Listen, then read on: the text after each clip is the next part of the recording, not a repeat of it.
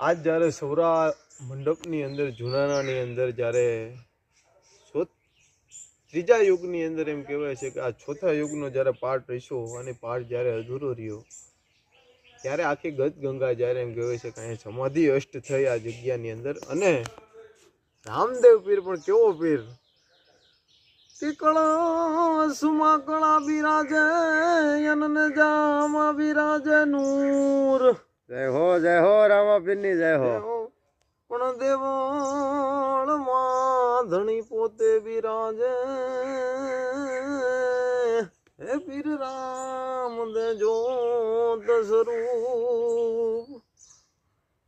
પણ રામા રૂપ બતાવજો એન કરો લીલુડે યસવાર. ભગતો ભગતો તો હાથ સુની આવજો, એ તમે પોકરણ ગઢના